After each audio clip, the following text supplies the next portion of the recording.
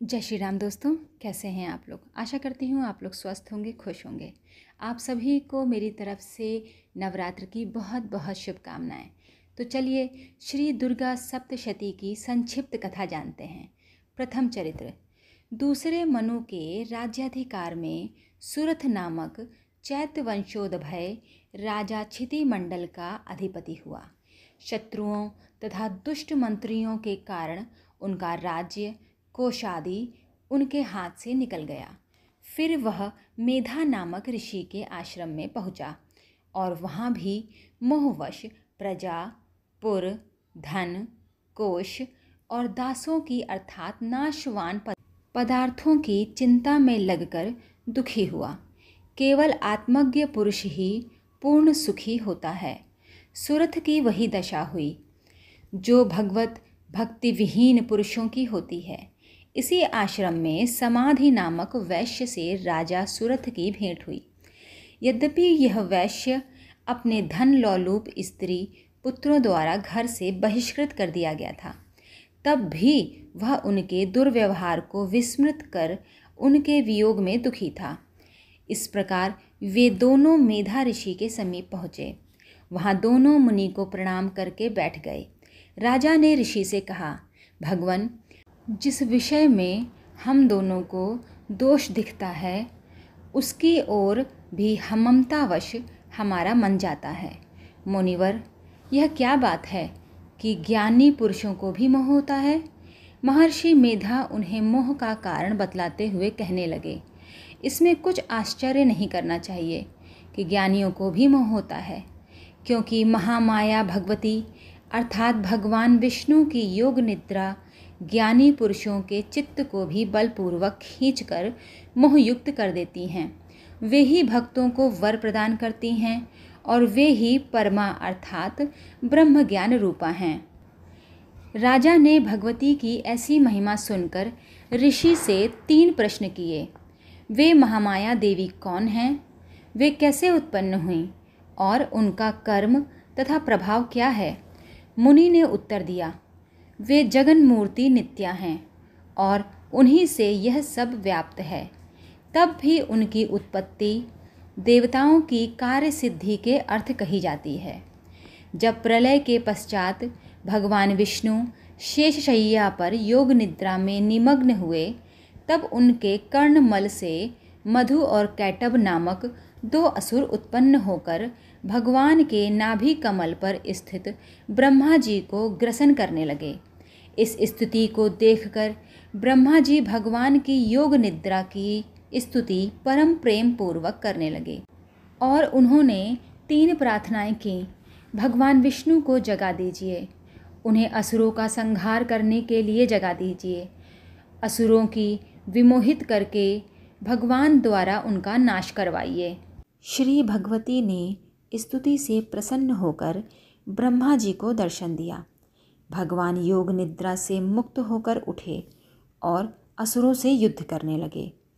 तदुपरांत असुर युगल योग निद्रा के द्वारा मोहित हुए और उन्होंने भगवान से वरदान मांगने को कहा। अंत में उसी वरदान के अनुसार वे भगवान के हाथों मारे गए। इस कथा से 3 बातों का निष्कर्ष निकलता है। ब्रह्मा को परम शक्ति का ज्ञान, प्रकृति के गुणत्रय का कार्य, उसके कर्तव्य का भान, मधु कैटभ अर्थात स्वीकृत दुष्कृत में निर्ममत्व एवं उसके निर्मूलन का प्रयत्न।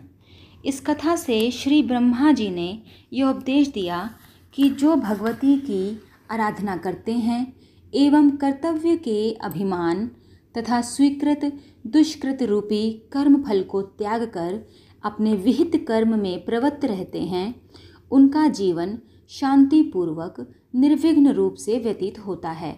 यही ब्राह्मी स्थित है जिसे पाकर मनुष्य मोहग्रस्त नहीं होता। महर्षि मेधा सुरथ तथा समाधि दोनों जिज्ञासुओं के मोह के निराकरणार्थ कर्म के उच्चतम सिद्धांत का निरूपण करके उपासना तथा ज्ञान योग के तत्व को भगवान के अन्यान्य प्रभावों द्वारा वर्णन करने लगे। अब हम बात करेंगे मध्यम चरित्र की। इस कथा में ऋषि ने सुरथ तथा समाधि के प्रति मोहजनित सकामोपासना द्वारा अर्जित फलोपभोग के निराकरण के लिए निष्कामोपासना का उपदेश किया है। प्राचीन काल में महिष नामक एक अति बलवान असुर ने जन्म लिया। वह अपनी शक्ति से इंद्र, सूर्य, चंद्र, यम, वरुण, अग्नि, वायु तथा अन्य सुरों को हराकर स्वयं इंद्र बन गया और उसने समस्त देवताओं को स्वर्ग से निकाल दिया। अपने स्वर्ग सुख भोगेश्वर्य से वंचित होकर दुखी देवगण साधारण मनुष्यों की भांति मर्त्यलोक में भटकने लगे। अंत में व्याकुल होकर वे लोग ब्रह्मा जी के साथ भगवान विष्णु और शिव जी के निकट गए तथा उनके शरणागत होकर उन्होंने अपनी कष्ट कथा कह सुनाई। देव वर्ग की करुण कहानी सुन लेने पर हरिहर के मुख से महतेज प्रकट हुआ। इसके पश्चात ब्रह्मा, इंद्र, सूर्य, चंद्र, यमादि देवताओं के शरीर से भी तेज निकला। वह सब एक होकर तीनों लोकों को प्रकाशित करने वाली एक दिव्य देवी के रूप में परिणत हो गया। तब विधि हरिहर त्रिदेवों तथा अन्य प्रमुख सुरों ने अपने अपने अस्त्र शस्त्रों से दिव्य प्रकाशमयी उन तेजो मूर्ति को अमोघ अस्त्र शस्त्र दिए। तब श्री भगवती अट्टहास करने लगी। उनके उस शब्द से समस्त लोक कंपायमान हो गए। तब असुर राज महिष आ, यह क्या है, ऐसा कहता हुआ संपूर्ण असुरों को साथ लेकर उस शब्द की ओर दौड़ा। वहां पहुंचकर उसने उन महाशक्ति देवी को देखा जिनकी कांति त्रिलोक्यमय फैली है और जो अपनी सहस्त्र भुजाओं से दिशाओं के चारों ओर फैलकर स्थित हैं। इसके बाद असुर देवी से युद्ध करने लगे। श्री भगवती और उनके वाहन सिंह ने कई कोटि असुर सैन्य का विनाश किया। तत्पश्चात श्री भगवती के द्वारा चिछुर, चामर, उदग्र, कराल, वाष्कल, ताम्र, अंधक, असीलोमा, उग्रास्य, उग्रवीर्य, महाहनु, विडाल, महासुर, दुर्धुर और दुर्मुख ये 14 असुर सेनानी मारे। अंत में महिषासुर महिष हस्ती मनुष्य आदि के रूप धारण करके श्री भगवती से युद्ध करने लगा और अंत में मारा गया। अपने समग्र शत्रुओं के मारे जाने पर देवताओं ने अट्टाहित होकर शक्ति की स्तुति की और वर मांगा। जब जब हम लोग विपदग्रस्त हों तब तब आप हमें आपदाओं से विमुक्त करें और जो मनुष्य आपके इस पवित्र चरित्र को प्रेम पूर्वक पढ़े या सुने वे संपूर्ण सुख और ऐश्वर्य से संपन्न हों। श्री भगवती देवताओं को वरदान देकर अंतर्ध्यान हो गईं। इस चरित्र में मेधा ऋषि ने इंद्रादि देवगण के राज्याधिकार का अपहरण आत्मशक्ति द्वारा उनके दुखों का निराकरण तथा पुनः स्वराज्य प्राप्ति का वर्णन करके सुरथ राजा के शोक मोह के निवारण के लिए उन्हें आत्मशक्ति की भक्ति का उपदेश दिया। देवताओं की प्रार्थना पर भगवती ने उन्हें वर दिया कि जब जब विपदग्रस्त होकर वे उनका स्मरण करेंगे तब तब वे उनका संकट दूर करेंगी। अब हम जानेंगे उत्तर चरित्र के बारे में। मध्यम चरित्र में मोह का कारण कर्म फलासक्त देवों द्वारा दिखाया जाकर उत्तर चरित्र में परानिष्ठा ज्ञान के बाधक आत्ममोहन अहंकार आदि के निराकरण का वर्णन किया गया है। पूर्व काल में शुंभ और निशुंभ 2 महापराक्रमी असुर हुए। उन्होंने इंद्र के त्रिलोक्य का राज्य और यज्ञों का भाग छीन लिया। वे दोनों ही सूर्य, चंद्र, कुबेर, यम, वरुण, पवन और अग्नि के अधिकारों के अधिपति बन बैठे तथा उन्होंने सुर समाज को स्वर्ग से निकाल दिया और शोकग्रस्त होकर देवता मर्त्यलोक में आए। बारंबार दुस्सह से दुख से दयनीय दशाग्रस्त देवताओं को दानवों के नितांत दमन का कार्य अनिवार्य प्रतीत हुआ और वे हिमालय पर जाकर हृदय से श्री दुर्गा देवी जी का वंदन करने लगे। श्री भगवती पार्वती अपने वचनों के अनुसार हिमालय पर्वत पर गंगा जी के किनारे प्रकट हुईं और उन्होंने सुरों से पूछा, तुम किसकी स्तुति कर रहे हो? उनके इतना कहते ही उनके शरीर से शिवा निकलकर कहने लगी, ये शुंभ निशुंभ से परास्त और दुखी होकर मेरी स्तुति कर रहे हैं। पार्वती के शरीर से अंबिका उत्पन्न हुई। एतदर्थ ये कौशिकी के नाम से प्रसिद्ध हैं और भगवती पार्वती के शरीर से शिवा के निकल जाने पर उनका वर्ण कृष्ण हो गया। अतएव ये कालिका के नाम से विख्यात होकर हिमालय पर रहने लगीं। तत्पश्चात परम सुंदरी अंबिका को शुंभ निशुंभ के भृत्य चंड मुंड ने देखा और उन दोनों ने शुंभ से जाकर उनके अतुल सौंदर्य की प्रशंसा की। उसने अपने भृत्यों की बात सुनकर सुग्रीव नामक असुर को अंबिका को ले आने के लिए भेजा। सुग्रीव ने भगवती के पास पहुंचकर शुंभ निशुंभ के बल ऐश्वर्य की बड़ी प्रशंसा की और उनसे विवाह करने की भी बात कही। भगवती ने उत्तर दिया, जो कोई मुझे संग्राम में पराभूत करके मेरे बल दर्प को नष्ट करेगा, उसी को मैं पति रूप में स्वीकार करूंगी। यह मेरी अटल प्रतिज्ञा है। सुग्रीव ने शुंभ निशुंभ के निकट जाकर भगवती अंबिका की प्रतिज्ञा विस्तार पूर्वक कह सुनाई। असुरेंद्र ने कुपित होकर धूम्रलोचन नामक असुर को भेजा। भगवती ने धूम्रलोचन को हुंकार मात्र से ही भस्म कर दिया और उन्होंने तथा उनके वाहन सिंह ने असुर सेना का विनाश किया। तदुपरांत असुर राज शुंभ ने चंड मुंड दोनों को बहुत बड़ी सेना के साथ भगवती कौशिकी को पकड़ लाने के लिए अथवा मार डालने के लिए भेजा। ये सब हिमालय पर जाकर भगवती को पकड़ने का प्रयत्न करने लगे। तब अंबिका ने शत्रुओं पर अत्यंत कोप किया और उनके ललाट से एक भयानक काली देवी प्रकट हुई। उन्होंने असुर सेना का विनाश किया और चंड मुंड का सिर काट कर वे अंबिका के पास ले गईं। इसी कारण उनका नाम चामुंडा पड़ा।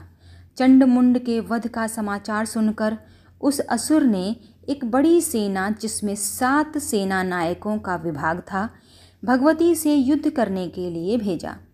उस समय ब्रह्मा, विष्णु, शिव, इंद्र, महावराह, नृसिंह और स्वामी कार्तिकेय, इन 7 प्रमुख देवी की शक्तियाँ असुर सेना से युद्ध करने के लिए आईं।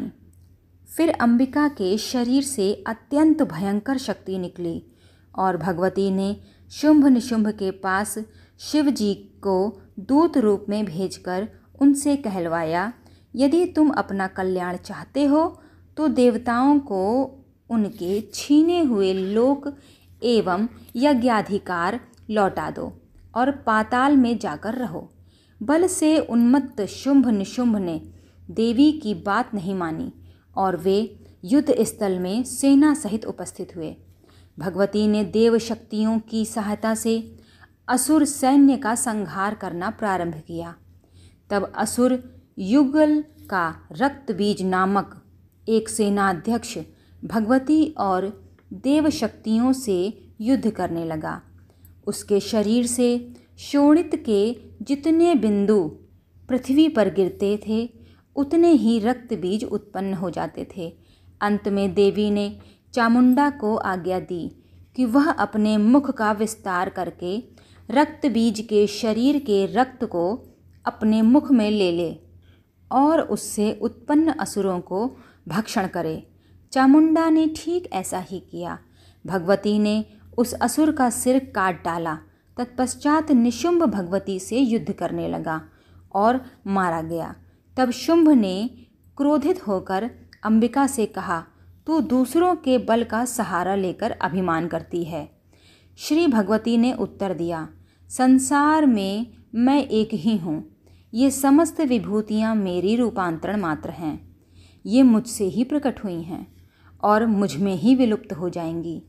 इसके बाद सातों शक्तियाँ जो देवी के शरीर से निकली थीं उन्हीं में प्रविष्ट हो गईं और शुंभ भी देवी के युद्ध कौशल से मारा गया।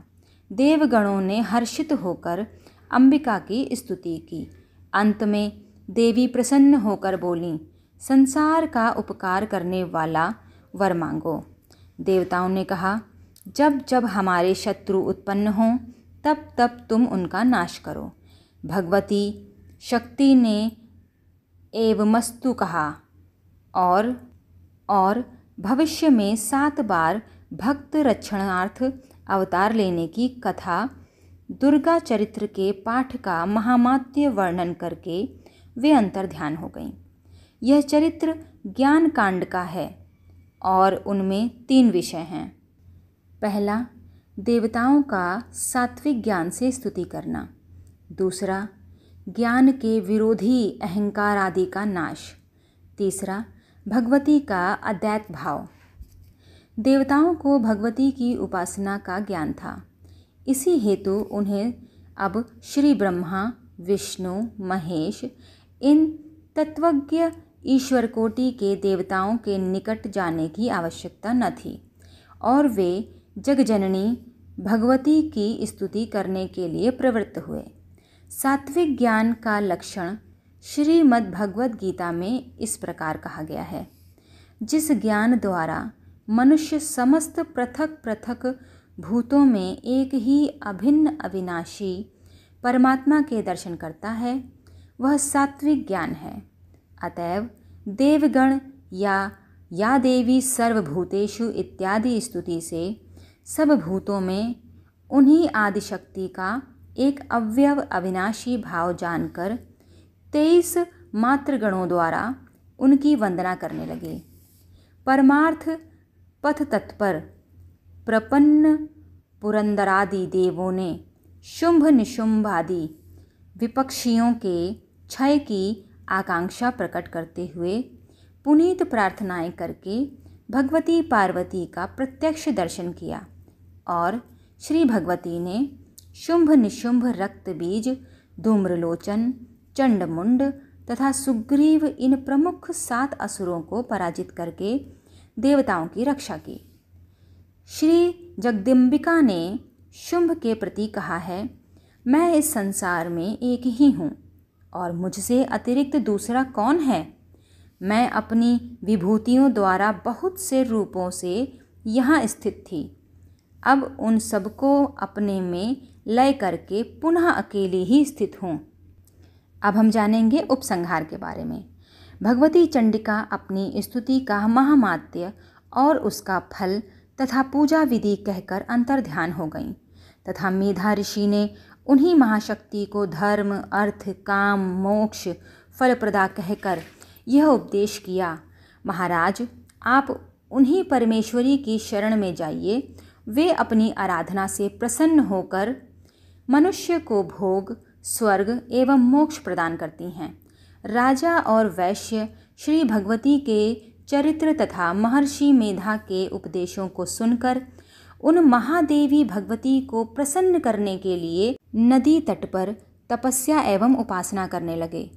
जगत जननी चंडिका ने प्रसन्न होकर उन दोनों को दर्शन दिया और कहा, मैं तुम दोनों से बहुत प्रसन्न हूँ। तुम जो कुछ मांगोगे वही मैं तुम्हें दूंगी। देवी की बात सुन राजा ने यह विचार किया, मेरे लिए अपना छात्र कर्म करना ही उचित है। अपने आश्रित जनों को कष्ट में छोड़कर अकेले वन में चले आना छात्र धर्म के विरुद्ध है। यदि मैं ब्रह्मा जी के समान अपने कर्तव्य के अहंकार को भुलाकर उन्हीं महामाया की आराधना करता तो मैं महाशक्ति जैसे मधुकैटभ से ब्रह्मा की रक्षा की थी वैसे हमारी भी करती। राजधर्म का आदर्श कर्मयोग के उत्तम सिद्धांत पर स्थित है। अतएव मुझे चाहिए कि जिस प्रकार इंद्रादि देवताओं ने अधिकार से निकला हुआ स्वराज्य भगवती की कृपा से प्राप्त किया था, उसी प्रकार अपने गए हुए राज्य को पुनः प्राप्त करूं और न्याय नीति से अपनी समस्त प्रजा को सुखी बनाऊं। इस विचार के पश्चात राजा ने आगामी जन्म में अखंड राज्य और इस जन्म में निज बल से शत्रु शक्ति का नाश करके अपना गया हुआ राज्य प्राप्त करने का वर मांगा। महादेवी भगवती ने उसे कुछ ही दिनों में शत्रुओं पर विजयी होकर स्वराज्य प्राप्त करने तथा दूसरे जन्म में भूमंडल पर सूर्य सुत सावर्णी नामक मनु होने का वर प्रदान किया। जब भगवती ने वैश्य से वर मांगने को कहा तो उसने विचार किया कि यह संसार दुखमय है। देवताओं का कई बार अधिकारच्युत होना और सुरथ राजा का राज्य भ्रष्ट होना प्रमाणित करता है कि सांसारिक भोगैश्वर्य अनित्य है। जिस तुच्छ सांसारिक सुख में मेरा मोह था वह वास्तव में दुख रूपी ही था। जब त्रिलोक्य पर्यंत का सुख अनित्य है तब मुझे इससे विरक्त होकर इन परमेश्वरी की अनुकंपा से ऐसा ज्ञान प्राप्त करना चाहिए जिससे नित्य अक्षय सुख स्वरूप में प्रविष्ट हो सकूं। निवृत्ति मार्ग पथिक ज्ञाननिष्ठ समाधि वैश्य ने अपने नाम और जाति को सार्थक करने वाले उपर्युक्त विचार के अनंतर श्री देवी से मोह विनाशक ज्ञान मांगा। उसे मनोवांछित वर देकर ज्ञान देकर श्री दुर्गा शीघ्र अंतर ध्यान हो गईं। तो बोलो जय हो दुर्गा मैया की। आप सभी को नवरात्र की बहुत बहुत शुभकामनाएं।